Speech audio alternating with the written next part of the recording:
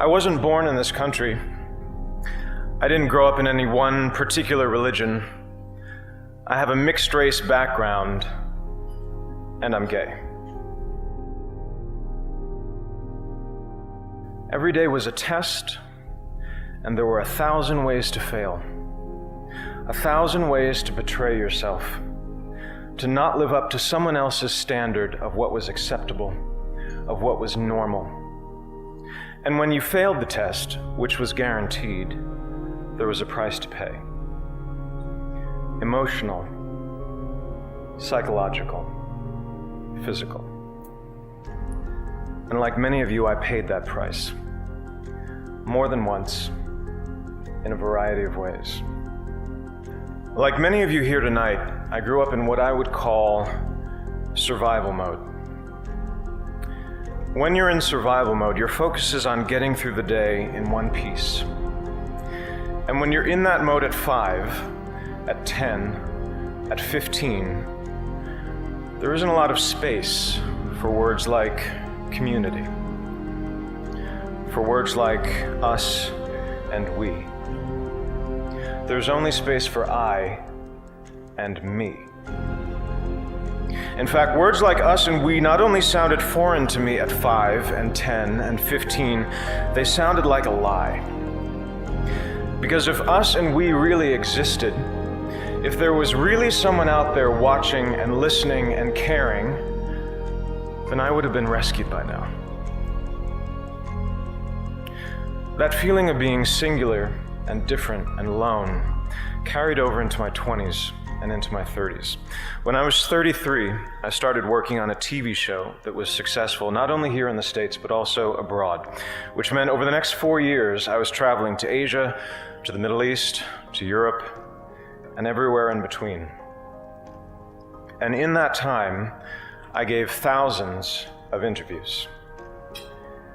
I had multiple opportunities to speak my truth, which is that I was gay. But I chose not to. I was out privately to family and friends, to the people I learned to trust over time, but professionally. Publicly, I was not. Asked to choose between being out of integrity and out of the closet, I chose the former. I chose to lie. I chose to dissemble. Because when I thought about the possibility of coming out, about how that might impact me and the career I'd worked so hard for, I was filled with fear. Fear and anger, and a stubborn resistance that had built up over many years. When I thought about that kid somewhere out there who might be inspired or moved by me taking a stand and speaking my truth, my mental response was consistently, no thank you. I thought, I've spent over a decade building this career, alone, by myself. And from a certain point of view, it's all I have. But now I'm supposed to put that at risk, to be a role model to someone I've never met, who I'm not even sure exists. That didn't make any sense to me. That did not resonate at the time. The first time I tried to kill myself, I was 15. I waited until my family went away for the weekend, and I was alone in the house, and then I swallowed a bottle of pills. I don't remember what happened over the next couple of days, but I'm pretty sure come Monday morning, I was on the bus back to school, pretending everything was fine. And when someone asks me if that was a cry for help, I say no, because I told no one. You only cry for help if you believe there's help to cry for. And I didn't. I wanted out. I wanted gone. At 15. I and me can be a lonely place, and it will only get you so far. By 2011, I'd made the decision to walk away from acting and many of the things I'd previously believed so important to me. And after I'd given up the scripts and the sets which I dreamed of as a child, and the resulting attention and scrutiny which I had not dreamed of as a child, the only thing I was left with was what I had when I started. I and me. And it was not enough.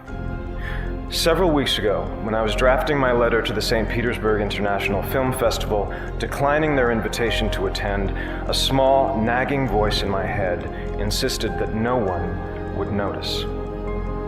That no one was watching, or listening, or caring. But this time, finally, I knew that voice was wrong. I thought if even one person notices, this letter, in which I speak my truth and integrate my small story into a much larger and more important one, is worth sending. I thought, let me be to someone else what no one was to me.